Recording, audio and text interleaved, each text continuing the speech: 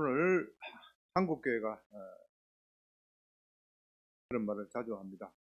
그런 교회가 이렇게 있을 때 교도 신앙을 본받아야 한다. 그럼 청교도를 하면은 선한 신앙을 가진 분의 모범이다. 글자 그대로 퓨리턴, 깨끗하고 성결함을 강조하는 신앙의 모범이다. 그렇게 불리고 있습니다. 그러나 17세기 영국 청교도가 활발한 시절에는 전혀 다른 말로 통했습니다. 편협하고 고집이 센 사람, 타협이 안 되는 사람, 말이 잘 안 통하는 사람, 그런 조롱의 대상이었습니다.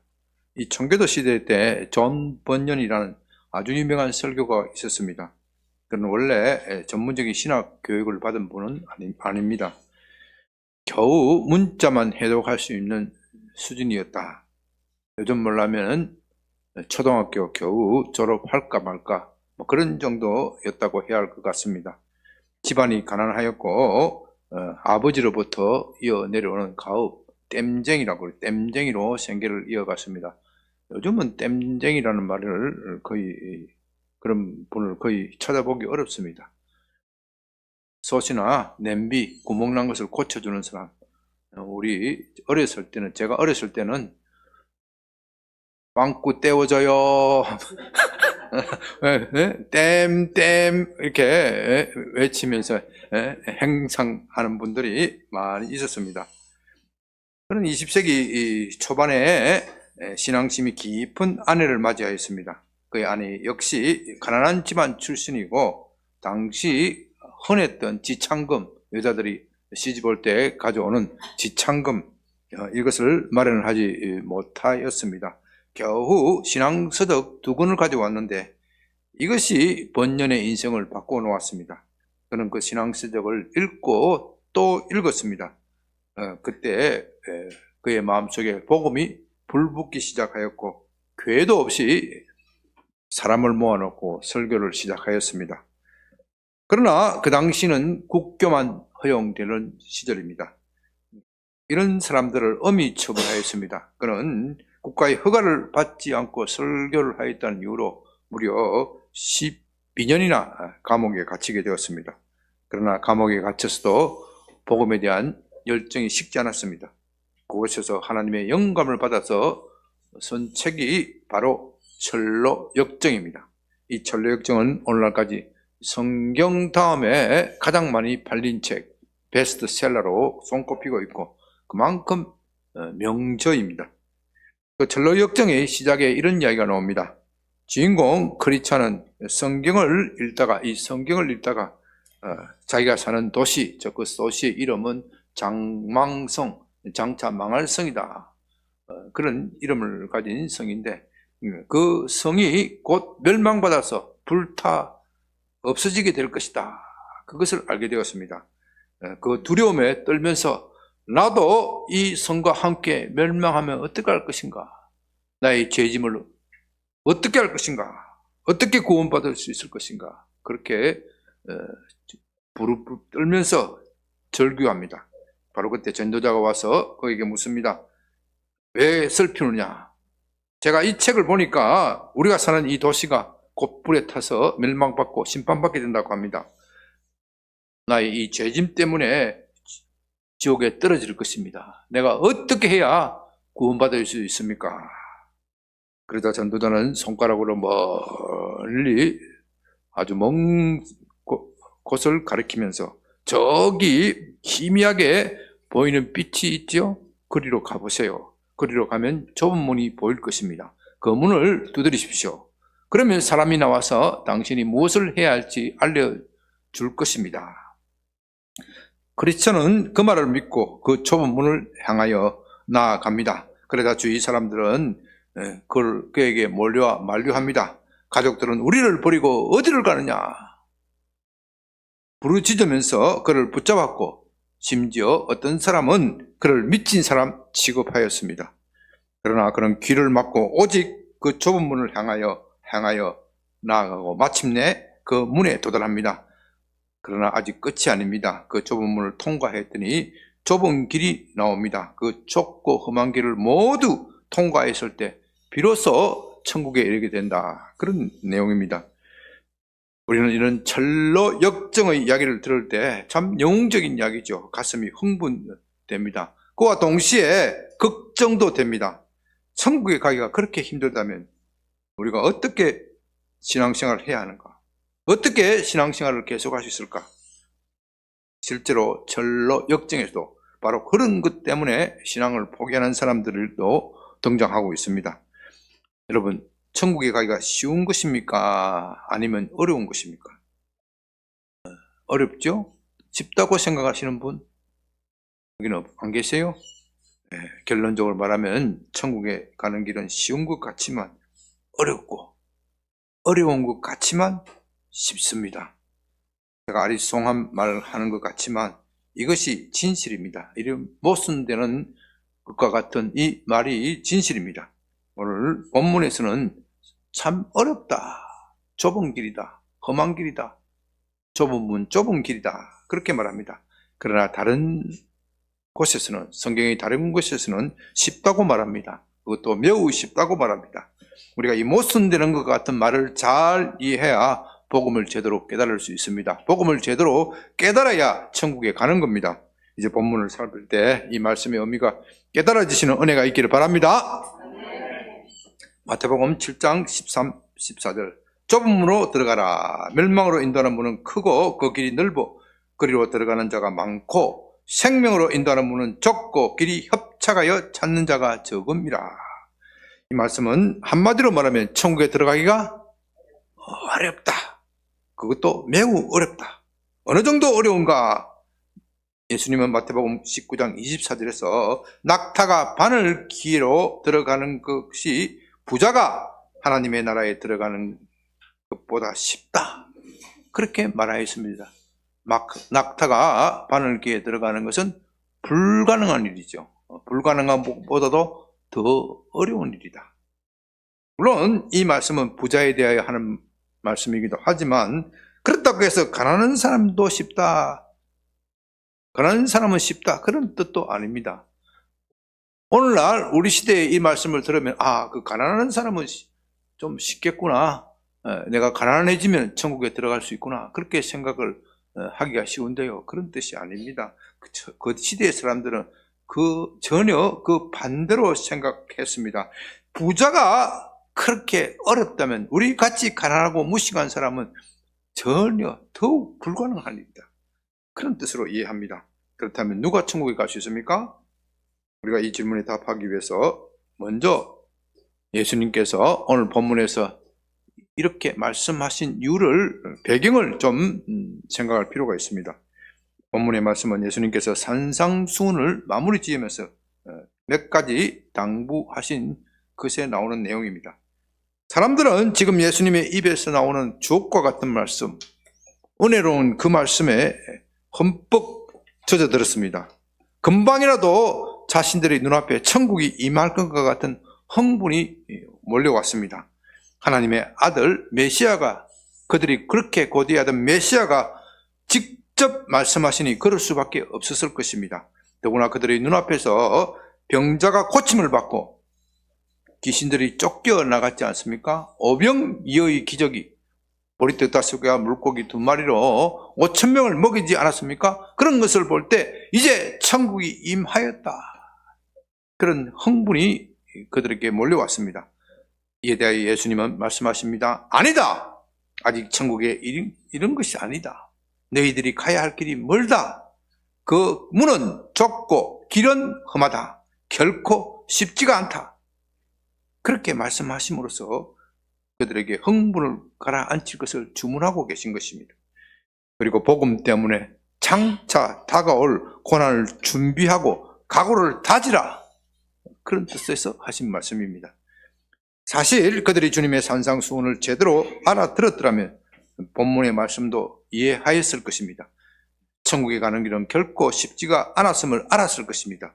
그런 점에서 우리는 지금까지 주님께서 산상수훈을 통하여 하신 말씀에 대하여 간략하게나마 정리해 볼 필요가 있습니다. 첫째로 주님은 팔복에 대하여 말씀하셨습니다. 그리스도인이 어떠한 성품을 가져야 할지에 대하여 말씀하신 것이죠. 구약의 계명은 주로 외형적인 행동, 그런 것에 중점을 두고 있지만 예수님의 말씀은 사람의 내면을 말씀하십니다. 여러분은 착한 사람이 되는 것과 착한 행동을 하는 것, 다시 말씀드립니다. 착한 사람이 되는 것과 착한 행동을 하는 것, 둘 중에 어느 것이 어렵다고 생각하십니까? 예? 당연히 착한 사람이 되는 것이 어렵습니다. 악한 사람이라도 어떻게 마음을 잘못 먹고 일시적으로 착한 행동을 할 수 있습니다. 그러나 악한 사람이 착한 사람이 되는 것은 이 사람의 본성을 바꾸지 않고서는 안 되는 일입니다. 둘째로 주님은 우리 그리스도인이 세상의 소금이고 빛이라고 말씀하셨습니다. 이 말씀은 우리에게 세상의 소금이 되고 빛이 되라, 그런 뜻이 아닙니다. 만일 주님이 그런 뜻으로 말씀하셨다면 우리에게는 희망이 없습니다. 우리 힘으로 어떻게 그런 존재가 될 수 있겠습니까? 그런 것이 아니라 주님의 말씀을 믿고 따르면 우리를 그런 귀한 존재, 소중한 존재로 만들어 주시겠다는 말씀입니다. 셋째로 주님은 구약의 율법을 재해석하십니다. 사람들은 율법의 형식적인 면을 보고 그 진정한 의미를 이해하지 못합니다. 그래서 겉으로 외형적으로 내가 사람을 죽이지 않았다, 남의 재물을 훔치지 않았다, 그렇게 하면 율법을 다 지킨 것으로 생각해야 했습니다. 그러나 주님은 사람의 내면을 보십니다. 너희가 마음속에 형제를 미워하고 있구나, 그러면 살인한 것이다. 남의 것을 탐을 내면 이미 도둑질한 것이다. 너희 이 죄악된 마음을 바꾸지 않으면 결코 천국에 들어갈 수 없다. 넷째로 원수를 사랑하는 것입니다. 그렇게 하면 율법을 지킬 수 있다는 것입니다. 이것이 또한 그들이 생각한 구약의 율법과 다른 것입니다. 그들은 원수를 미워하고 형제를 사랑하는 것이 구약의 율법이라고 생각하였습니다. 다섯째로 주님은 재물에 대하여도 말씀하십니다. 하늘 아버지께서 우리를 돌봐주시고 살펴주시기 때문에 먹고 사는 것에 대해 지나치게 걱정하지 말라. 여섯째로 주님은 또한 기도에 대하여 길게 말씀하셨습니다. 우리에게 어떻게 기도해야 할지, 무엇을 기도해야 할지 말씀하시면서 주 기도문을 가르쳤습니다. 무엇보다도 우리가 기도할 때 포기하지 말고 구하라, 찾아라, 문을 두드리라, 끝까지 기도하면 하늘 아버지께서 들어주신다고 말씀하셨습니다. 마지막 일곱째로 주님은 이런 모든 율법을 요약하여 우리에게 무엇이든지 남에게 대접받고자 하는 대로 남을 어떻게 해요? 대접하라. 이것이 곧 율법이요 선자다. 이것이 성경 전체에서 우리에게 말하는 것이다. 그렇게 가르쳤습니다. 자, 여러분은 이런 산상수훈의 계명을 들을 때 구약의 율법보다 더 쉽다고 생각하십니까? 아니면 어렵다고 생각하십니까? 어떻습니까? 어렵습니다. 그냥 어려운 정도가 아니라 비교할 수 없을 정도로 힘들고 어렵습니다. 아니, 우리의 힘으로는 불가능합니다. 그야말로 낙타가 바늘귀에 들어가는 것과 그것이 더 쉽습니다. 오늘 본문에서 그 문은 어떻게 해요? 좁고 길은 협착하다. 이 협착하다는 말의 헬라어 원어는 털리브라고 하는데요. 그 뜻은 압박하다, 억압하다, 괴롭히다, 그런 뜻입니다.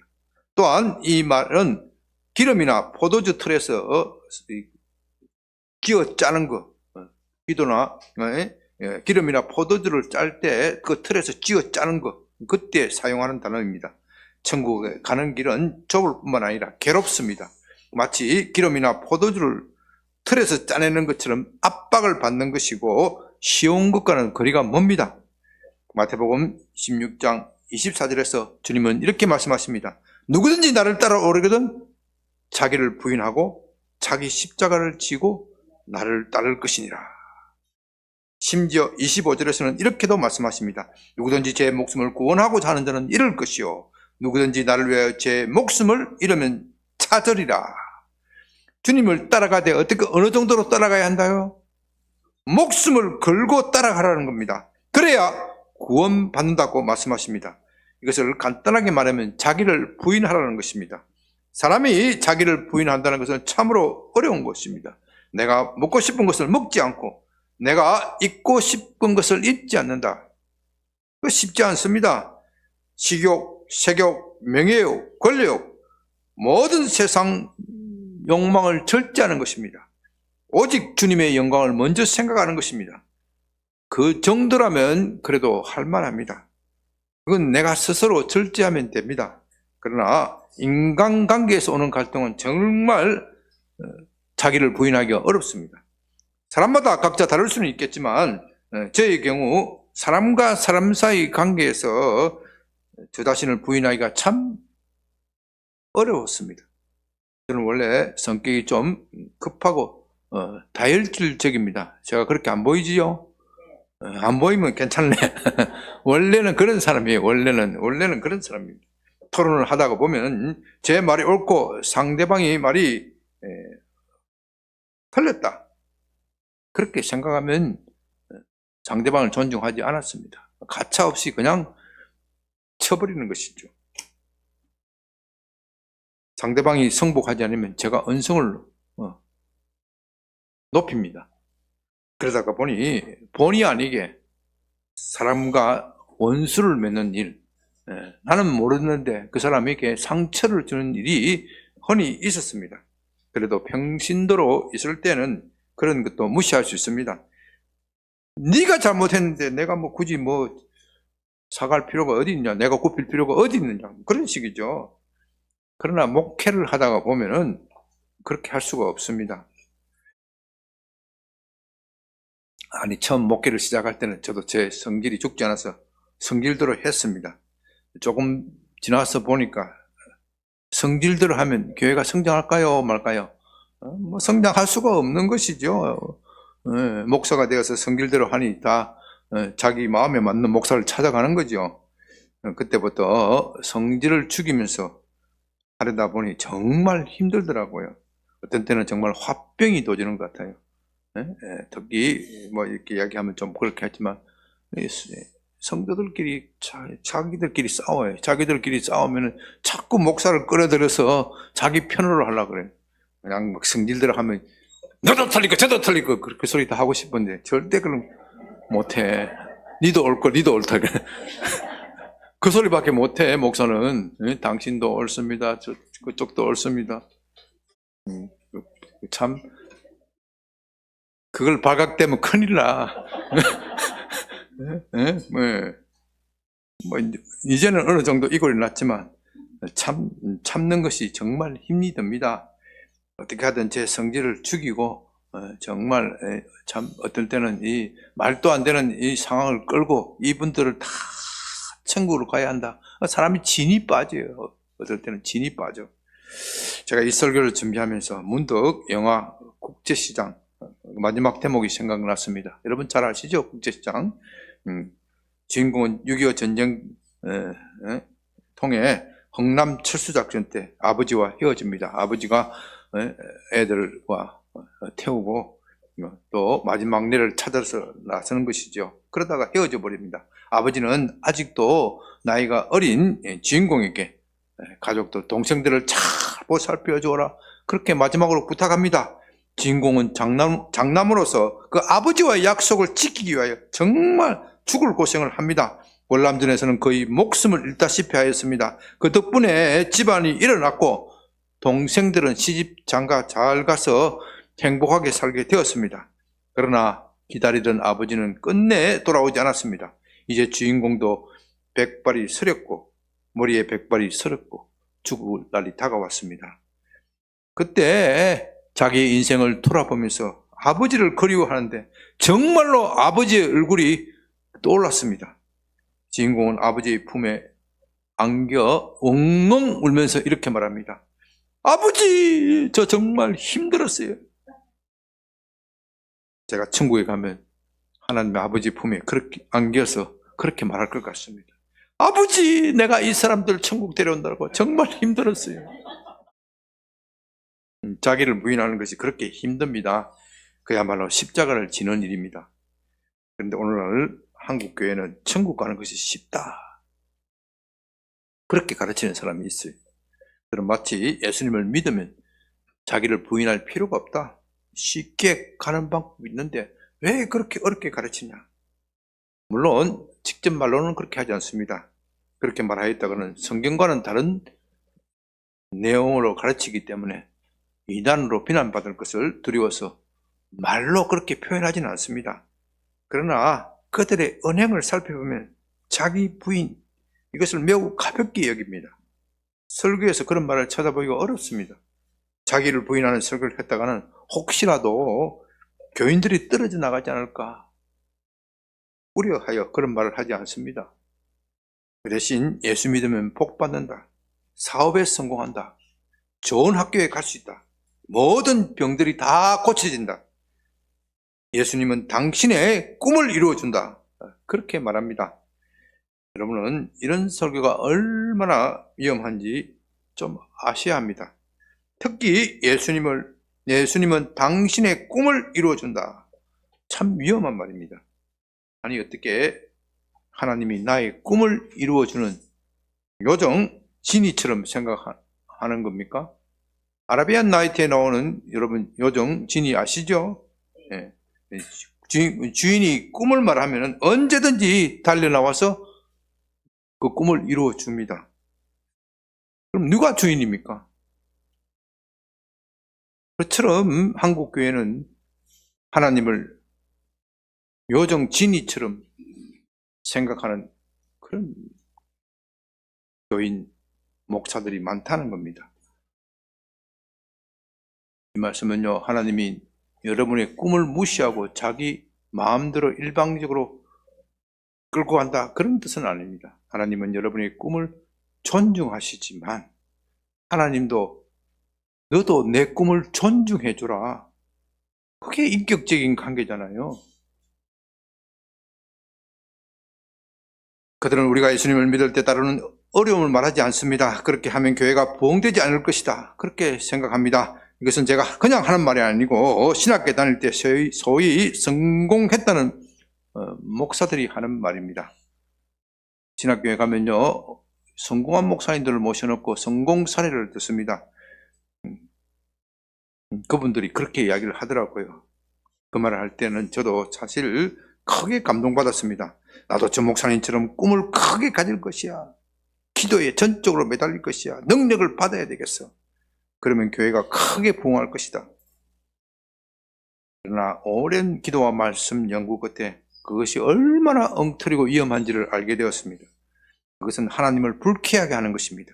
오늘날 한국교회는 그런 말도 안 되는 설교 때문에 병이 들었고 그 결과 교회가 약해졌습니다. 조금만 고난이 와도 견디지 못합니다. 우왕좌왕하고 길을 잃고 있습니다. 그러니 젊은이들이 썰물처럼 교회를 빠져나가서 세상으로 가는 겁니다. 주님의 길은 쉽지가 않습니다. 십자가를 지고 가는 길입니다. 때로는 자기의 목숨을 각오도 해야 합니다. 자기의 목숨을 하나님보다 더 사랑하면 내게 합당하지 않다, 지옥으로 떨어진다는 말씀입니다. 눈물이 없이는 못 가는 길입니다. 죽어도 가야 할 길입니다. 바로 이것이 생명의 길입니다. 멸망으로 인도하는 문은 크고 길이 넓습니다. 세상 사람들이 박수와 갈채를 받습니다. 그러나 그것은 곧 멸망을 맞이하게 됩니다. 우리는 생명을 얻기 위하여 좁은 문, 좁은 길로 가야 합니다. 이제 여러분들은 물을 것입니다. 구원받기가 그렇게 힘들고 어렵다면 누가 구원받을 수 있겠는가? 그건 여러분만이 그런 의문을 가진 것이 아닙니다. 예수님의 제자들도 동일한 의문을 가지고 예수님께 질문합니다. 마태복음 19장을 보면 어떤 청년이 예수님께 다가와 묻습니다. 내가 무슨 선한 일을 해야 영생을 얻을 수 있겠습니까? 이에 대해 예수님은 잘라서 단호하게 말합니다. 내가 생명을 얻고자 한다면 계명을 다 지켜라. 그러나 그는 어떤 계명을 지켜야 할지, 내가 계명을 다 지켰는데 아직도 부족하다는 말입니까? 그런 식으로 말합니다. 예수님은 살인하지 말라, 간음하지 말라, 도둑질하지 말라, 거짓 증거하지 말라, 내 부모를 공경하라, 내 이웃을 내 자신과 같이 사랑하라는 이 계명이다. 그 청년은 내가 이 모든 것을 다 지켰지만 아직도 부족합니다. 부족한 것 같습니다. 그렇게 대답합니다. 이에 예수님은 내가 정말로 생명을 얻고자 한다면 가서 내 소유를 팔아 가난한 자들에게 주라. 그리하면 하늘에서 보화가 내게 있을 것이다. 그리고 와서 나를 따르라. 청년은 이 말을 듣고 근심하면서 돌아갑니다. 그는 재물이 많았고 그 재물 때문에 예수님을 따를 수가 없었습니다. 이제 제자들이 예수님이 제자들에게 말씀합니다. 얘야, 마태복음 19장 23절, 내가 진실로 너희에게 이르노니 부자는 천국에 들어가기가 어려우니라. 다시 너희에게 말하노니 낙타가 발을 귀에 들어가는 것이 부자가 하나님 나라에 들어가는 것보다 쉬우니라. 다시 말씀하신다. 거듭 말씀하신다. 이것은 그만큼 중요하니 가슴에 새겨라, 명심하라는 뜻입니다. 그래서 제자들이 깜짝 놀라서 묻습니다. 그렇다면 누가 구원을 얻을 수 있습니까? 저 부자 청년과 같이 완벽한 사람, 그런 사람이 구원받을 수 없다면 자기들과 같이 무식하고 무지한 사람은 어떻게 구원받을 수 있다는 말입니까? 예수님은 말씀하십니다. 사람으로는 할 수 없지만 하나님으로서는 하신다. 여러분은 이 사건의 의미를 이해해야 합니다. 이 부자 청년은 도덕적으로 흠이 없는 사람입니다. 흠이 없기 때문에, 자기 생각에는 흠이 없었기 때문에 당당하게 예수님을 찾아서 물었던 겁니다. 누가 봐도 이 사람이 천국에 갈 수 없다면 누가 천국에 갈 수 있겠느냐? 그렇게 말할 정도로 자타가 인정하는 완전한 사람이었습니다. 그러나 그 자신은 아직도 내게 부족하다는 것을 알았습니다. 아무리 자신이 노력해도 천국에 들어가기에는 미흡하다는 것을 알았습니다. 그런 공허함이 늘 있었습니다. 그래서 용기를 내어 예수님을 찾아와서 내가 이 상태에서 무엇을 대해야 완벽할 수 있습니까? 무엇을 대해야 천국에 갈 수 있습니까? 그렇게 묻고 있는 겁니다. 그런 점에서 그는 천국문에 가까이 온 사람임은 틀림없습니다. 예수님은 그 사람의 마음을 꿰뚫어 보고 말씀하십니다. 그래, 너는 계명을 모두 지켰다고 자신하는구나. 그렇다면 이 계명은 어떤가? 너의 모든 소유를 팔아 가난한 사람들께 나누어 주라. 그리고 어떻게 해요? 나를 따르라. 그러다 그의 얼굴이 하얗게 질립니다. 그렇게까지 해야 천국에 갈 수 있다는 말인가? 어떻게 나의 소유를 다 팔아서 나누어 주라는 말인가? 그런 후에 또 이 예수라는 떠돌이 집단을 따라가야 한다는 말인가? 그야말로 만감이 교차합니다. 이분의 말은 확실히 무게가 있어요. 내가 지금까지 만난 어떤 선생, 어떤 랍비도 이렇게까지 말하지는 못했어. 틀림없이 내가 모르던 진리를 알고 있는 분은 틀림없어. 그렇지 않다면 어떻게 확신 있게 말할 수 있는가? 그러나 예수를 따르기에는 너무도 위험합니다. 자기의 소유를 다 팔아 가난한 사람에게 나누어진다면 나는 무엇을 먹고 살라는 말인가? 예수처럼 떠돌이로 산다는 것은 정말 피곤한 일입니다. 감당할 자신이 없었습니다. 그는 그렇게 생각하고 근심하면서 돌아갔다고 했습니다. 사실 예수님은 그 사람에게 의도적으로 그렇게 말씀하신 것입니다. 예수님은 아무에게나 내 모든 소유를 다 팔아서 가난한 사람에게 나누어 주라고 말하지 않습니다. 안심이 되지요? 그 사람은 율법을 다 지켰다고 자신하였기 때문에, 그래, 내가 정말 율법을 다 지켰는지 한번 알아보자. 이 율법은 어때? 그런 취지로 하신 말씀입니다. 그러므로 예수님의 의도는 그를 끝까지 몰고 가서 율법을 지키지 못하는 죄인임을 고백하게 만드는 것입니다. 그렇게 하심으로써 참된 회개에 이르게 하고자 하는 것이 예수님의 의도였습니다. 그러나 그 사람은 결코 이것을 깨닫지 못합니다. 그는 여전히 내가 무엇을 더해야, 무엇을 해야 구원받을 수 있다, 그런 사고의 틀에서 깨어나지 못합니다. 만일 그가 무릎을 꿇고 예수님, 나는 죄인입니다. 내 재산을 팔아서 가난한 사람에게 나누어 줄 용기가 없습니다. 예수님을 따라갈 용기가 없습니다. 저를 불쌍히 여겨주십시오. 이 죄인을 불쌍히 여겨주십시오. 그렇게 간청했다면 아마 상황이 달라졌을 것입니다. 그러나 그는 끝내 그렇게 하지 못합니다. 그냥 근심하면서 돌아갈 뿐입니다. 예수님의 말씀은 이것입니다. 천국에 가는 것은 사람의 힘으로 되는 것이 아니다. 너는 너의 힘으로 계명을 지켜서 구원받을 수 있다고 생각하는구나. 그렇다면 너의 소유를 가난한 사람에게 나눠주고 나를 따라오라. 너는 이 계명을 지키지 못할 것이다.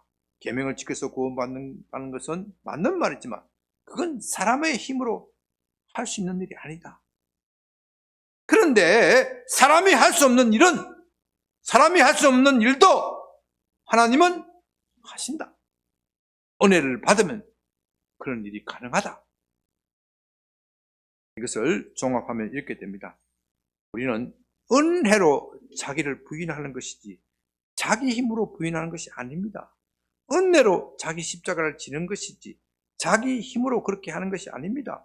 은혜가 모든 것을 가능하게 합니다. 그래서 자기를 부인한다는 것은 어려우면서도 쉬운 일이고 쉬우면서도 어려운 일입니다. 좁은 길은 쉬우면서도 어렵고 어려우면서도 쉽습니다. 믿음의 길이라는 것이 그렇습니다. 그것은 쉽고도 어렵습니다.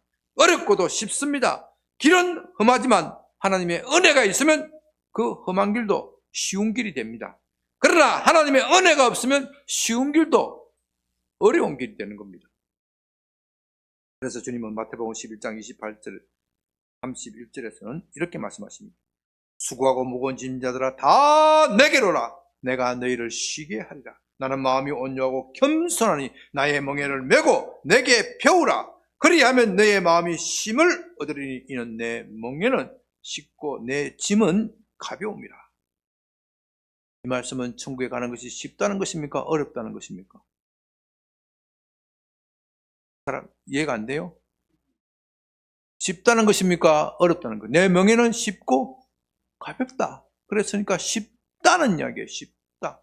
깃털처럼 쉬우니 나를 따라오라. 그런 뜻입니다. 그러나 이 말씀도 내면으로 살펴보면 쉽고도 어렵다. 말씀에 면에 따져보면 그렇게 되어 있습니다. 이 말씀의 의미, 깊은 의미에 대해서는 3부 예배에 더 살펴볼 것입니다.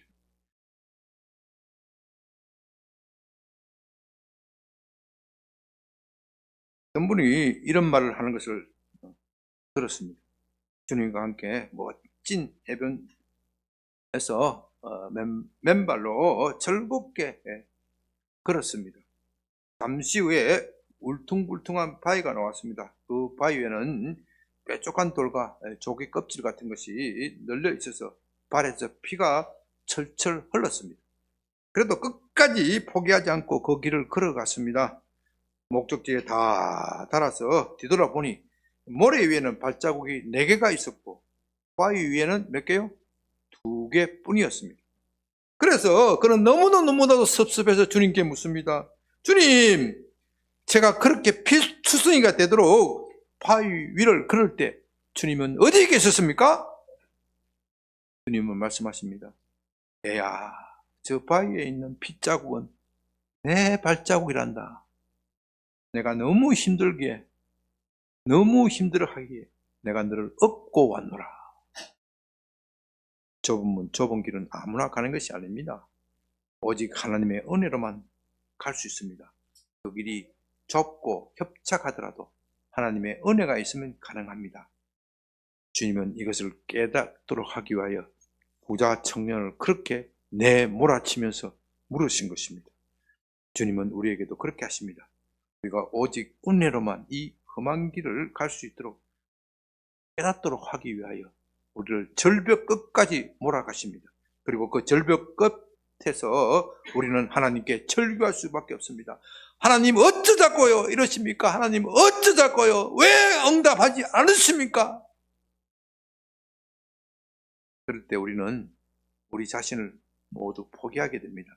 나의 뜻, 나의 생각, 이것이 얼마나 철부지없고 허망하다는 것을 깨닫고 하나님의 뜻, 하나님의 생각을 찾습니다. 그것을 묻고 또 묻습니다. 마침내 내 생각보다, 내 계획보다도 훨씬 더 좋은 생각, 좋은 계획을 가지고 계신 그 하나님의 뜻을 이해하고 그것을 받아들입니다. 그럴 때에 우리가 하나님의 은혜가 임한다고 말하는 겁니다. 이것이 사람으로서는 할 수 없지만 하나님은 하신다는 참된 의미입니다. 그 부자 청년이 끝까지 주님을 따라왔더라면 이런 은혜로운 상황을 체험하였을 것입니다. 말씀을 마칩니다. 생명을 얻는 문은 참으로 좁습니다. 너무도 좁기 때문에 사람의 눈에 띄지가 않습니다. 사람들은 어떻게 저런 문을 통과해야 구원을 받을 수 있다는 말인가? 천국의 문이라면 넓고 근사하고 화려해야지 말하면서 돌았습니다. 그러나 천국으로 향하는 문은 작습니다. 아니, 실제로는 크지만, 매우 크지만 우리 눈에 작게 보일 뿐입니다. 하나님은 모든 사람이 구원받는 믿음을 가지기를 원하신다. 그 말씀은 나는 천국의 문을 활짝 열어놓았다. 아무나 와도 좋다. 그렇게 초청하십니다. 그러나 모든 사람이 그 문에 들어가는 것이 아닙니다. 아무나 그 문에 가는 것이 아닙니다. 그들의 눈에는 그 문이 너무도 시시하게 보입니다. 어떻게 믿음으로만 구원받는다는 말인가? 어떻게 은혜로만 구원받는다는 말인가? 그건 너무 쉬운 길이야. 나는 믿지 못하겠어.